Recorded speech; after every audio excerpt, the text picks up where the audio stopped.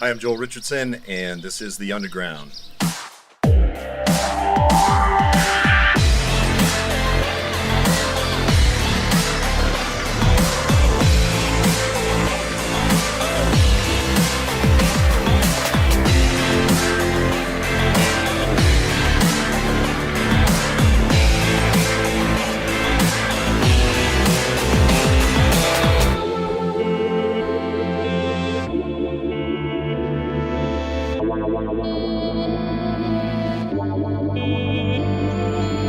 Welcome to this week's episode of The Underground, a program that explores the testimony, the biblical prophets, the gospel of Jesus Christ, current events, and how all of these things relate to you and me. Now, in this week's episode, I'm standing here right now in absolutely beautiful, stunningly beautiful Iraqi Kurdistan. Just this past week, there's been a lot going on in the news. A few oil tankers were attacked out in the Gulf of Hormuz. Not too far from here. Just this morning I woke up and there was news that some American oil workers were attacked here. I couldn't even get clarity. I've just skimmed through the news, to be honest with you. I'm not sure if it was in the Kurdistan region, I think outside of Mosul, outside of Nineveh, or if it was down in Basra. I'm not exactly sure. But the point is there were some rocket attacks on some American oil workers. I don't think that anyone was killed. But the point is this, is that things are heating up. The United States has blamed Iran, and in all likelihood I think that is the case. By the way these things usually work is mainstream media will sort of go with whatever the government says. Alternative media will say false flag, false flag. Iran, of course, has cried false flag. The irony, in other words, saying that the United States is doing it to try to make Iran look bad in order that they can go to war, have an excuse for war. The irony is that Iran itself put up a big billboard of American and Israeli ships saying, this is what we're going to do, and then saying, well, we didn't really do that, it's just American, So look, guys, in terms of my opinion, I think Iran is involved in a lot of these incidents. There's incredible tension right now. Is the United States going to go to war with Iran? I believe we should pray that we don't go to war. War is never a good thing, but I want to talk today just about some of the potential prophetic implications. Now, we're here, it's June of 2019. First time I was up in this region was actually January 2015, so it was cold. We've got beautiful weather right now. January was really cold, and sat up in a friend's loft up at the top of their house, and we opened the Bible up and looked at Daniel 8. I'm convinced back then, again, this is over 4 years ago, I'm convinced today, as much as I was back then, that Daniel 8 is a critical chapter that the church needs to understand if we're to understand what's unfolding in the region. I'm not going to go through the whole passage, but I'd encourage you to open it up. Now, briefly, what Daniel 8, the vision of Daniel 8 is, Daniel's talking about, he sees two beasts. Okay, the first one is a two-horned ram. One of the horns is longer than the other, and this ram is coming from the area of Persia, and it butts out into the larger Middle East. Okay, it's using a metaphor of a beast, but it's talking about an empire. It's talking about a kingdom. And this beast butts out into this whole region, modern day Iraq, modern day Syria, Lebanon, just the whole heart of the Middle East, modern day Israel. And then it says that, it was successful in all it did. No one could withstand its power. It crushed it. It was victorious. I always use the example of the fighter, the boxer that comes along. No one can beat this guy until someone comes along and beats him. And you go, man, no one can beat this guy. And so as the vision proceeds, then you have, it says from the west, specifically from the area in the Hebrew is Yavan, comes a prominent horned goat. So the goat comes from the west, again, specifically Yavan. Now, most translations will say that's Greece. They'll translate Yavan as Greece. And that's accurate. Later, the Alexandrian Empire became known as Yavan, but originally Yavan was referring to the area, we could also say Ionia. It was Western Asia Minor, that's Turkey, as well as modern-day Greece and some of those islands. So sort of spanned that whole area on both sides, the coasts, the coastlands of Turkey as well as Greece, and actually a whole western province of modern-day Turkey. So if we're just talking region, it's important to say that the goat comes from the region of Turkey and Greece. Now, virtually every commentator that you read, every commentary that you open up, Christian commentary, is going to say that what this vision is talking about is the ancient Medo-Persian. They would say the two horns on the ram represent Media and Persia, as they invaded the Middle East, and then later Alexander the Great comes from Europe, comes from Macedonia, and he conquers the Medo-Persian Empire. And they say that's what this vision is talking about. But here's the problem. Okay, then the angel Gabriel comes along and he says to Daniel, and you can look at it, he makes three statements. He says, Daniel, listen to me. I'm about to explain to you what is going to take place in the last days. Okay, he says this vision concerns the last days. Daniel passes out, falls down into a deep sleep. Gabriel touches him, picks him up, and goes, Daniel, listen to me. Because the vision concerns, he repeats himself, he reiterates, concerns the time of the end. And then he says, for it concerns the final period of indignation. So first of all, Gabriel identifies the vision as an end-time prophecy. So here's the question for interpreters. Does the vision begin with the events and history of Medo-Persia and Alexander the Great, and then sort of bleed into, as a foreshadow, bleed into and begin and shift and begin speaking about the last days? Because then what happens is when this prominent horned, this singular horned, this unicorn goat defeats the ram, okay, again, Alexander the Great, then the prominent horn is broken off. They say, well, that was Alexander the Great. And then in place of the singular horn comes four horns. So they say, well, these are the Diadochi. These are the successors to Alexander the Great. And they look in history. They say it was Lysimachus, Cassander, Ptolemy, and Seleucus. They go, this Alexander's four generals. This happened in history. We know it. And then it says, but out of one of these, that would be the Seleucid, comes a little horn. And they say, well, that was Antiochus Epiphanes. And Antiochus Epiphanes was a foreshadow, a type of the Antichrist. Thus, when Gabriel says the vision concerns the time of the end, it concerns the end times, they say in the events, the historical events of Antiochus Epiphanes, they say that was a prelude. It was a picture, it was a foreshadow of the Antichrist. Okay, so that's the most common futurist evangelical Christian interpretation.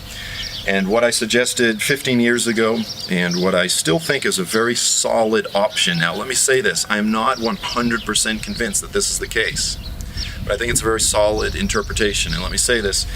I sort of came to this conclusion through reading, there's a few different ways. There's sort of a merging of a few things in terms of my studies, but one of them is a book by Mark Davidson called Daniel Revisited. I sell it on my website. I'd encourage you to get a copy if you've never read it. It's really worth a read. Now, let me say this. I don't agree with all of Mark's interpretations. I don't agree with his interpretation of Daniel 7. I won't get into exactly what that means. I don't agree with a handful of his interpretations, but I think his interpretation of Daniel 8 is worth consideration. Okay? So if you haven't read that book, then go ahead and get it. But let me just say this.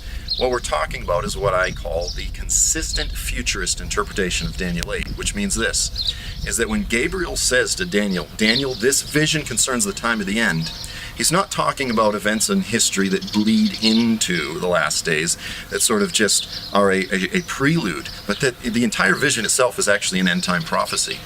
And its primary focus is not the Medo-Persian Empire and Alexander the Great and Antiochus Epiphanes. Rather, what he's talking about, first of all, is an Iranian invasion of the Middle East, followed by a Turkish response. Now, this is in keeping with the actual regions and the language of what Gabriel then goes on to interpret and explain the vision to Daniel. It's in keeping with all of that language. And then whoever the leader of this Turkish response, and it calls him, by the way, the first king of the Avan, whoever that is, he dies. Shortly after the invasion, he dies. And then this, we'll call it a new Turkey. It breaks up into four, and out of one of these sections rises the person that we would call, as Christians, the Antichrist. So if indeed this is the case, then when we see events right now, when we see tension with Iran, when we see Iran potentially looking to, stop the flow of oil. I think it's about a quarter to a third of the world's oil flows through the Gulf of Hormuz. In an attempt to collapse the global economy and this sort of thing, we go, okay, this is something we should pay attention to. We don't say, this is that. I always want to be careful about jumping the gun. We don't say, this is that. We say, could this be that? Let's look at it in a responsible way. Let's pay attention. Let's see if these things begin to unfold. And if so, we need to be watchful and paying attention.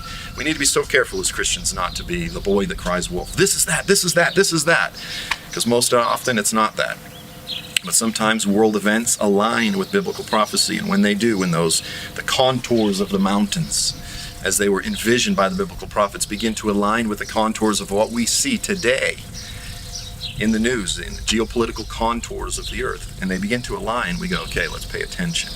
We need to be responsible. So that said, here are a few of the reasons why I think a consistent futurist interpretation of Daniel 8 is worth considering. First of all, again, Gabriel said, in the interpretation, he said the vision is about the end times 3 times.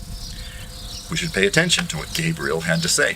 Second of all, and I challenge anyone to really do the study, to do the work, to look into this. There's a few great books out there. One is called Ghost on the Throne. I've got 4 great books that trace the history of the Alexandrian Empire after Alexander died. And it traces the wars of the successors, the wars between the Diadochi. And here's the thing.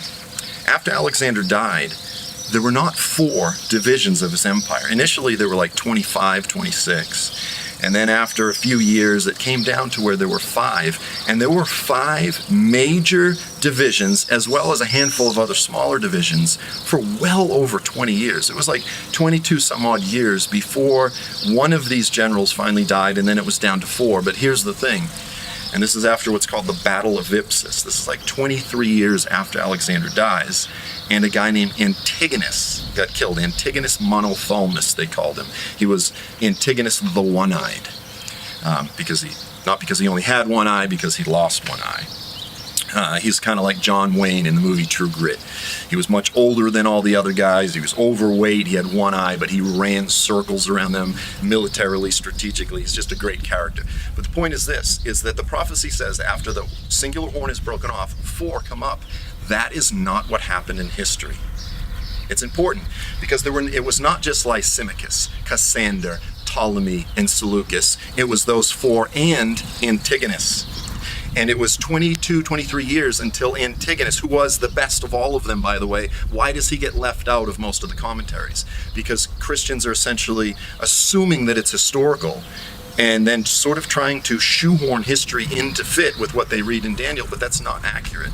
So after Antigonus got killed, you go, okay, well now we're down to 4. The problem is Antigonus' son Demetrius took over another area. There were still 5. And it was not for another few years until Cassander got killed that you could sort of arguably say, now there was 4. The problem is, by that time, there were really only 2 major regional powers. And that was the Seleucid, or the Seleucid dynasty in the north. That's Turkey, Syria, Iraq, that whole northern swatch of the Middle East, as well as the Ptolemaic, the Egyptian in the south. So here's my point, is that the events of history don't line up precisely with what we read in Daniel. And I think the Bible is precise. I think it's very specific. I think it's not just like, well, 4, 5, it's close enough. So that there also gives us hints that maybe what it's talking about, the whole prophecy, not just the tail end about Antiochus, all of it is talking about end time events. What else? This is interesting. It says the prominent horn on the goat is the first king of Yavan. So let's just say that means the first king of Greece. The problem is Alexander the Great was not the first king of Greece. It doesn't work. He was like something like the 53rd king, or I don't know the exact number, something like this, the 53rd king of Macedonia. And so unless you want to just sort of rewrite all of these things and say Greece never existed until after Alexander invaded the Middle East, which is not accurate, again, there's another part of the prophecy that doesn't really align with history. So we start seeing some of these problems when we actually do the research. When we actually work through the events of history, we go, it doesn't quite line up. So here's the point. is that, again, we're in this moment of tensions. It's worth watching. I always encourage caution. I say don't jump, and I say let's look at and let's explore as responsible expositors of the scripture, studying history, doing our research. Let's look at these things and say, could this be it? And if so, what should we expect to see next? What should we expect to see next? And essentially, it would be a massive Iranian invasion of this whole area, followed by a Turkish response, the death of the prominent leader of Turkey, followed by the split of the this new Turkey, if we'll call it that, this new Ottoman Empire into four, out of which one of these four would come the Antichrist. So if that's the case, we have one of the most precise countdowns, if you will, to the Antichrist. It's incredible. We should be paying attention to all these things. That said, I'm convinced that it's a good, solid option. I'm not 100% convinced.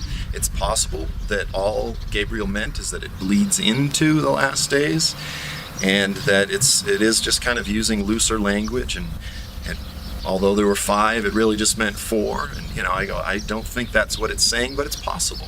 We need to be so careful when it comes to future speculative eschatology to think that we have it all figured out. We need to come to these things with humility. I tell you, it's very rare to see this within the world of Bible prophecy. Everybody loves to sort of act like they know the future. And guys, we don't know the future.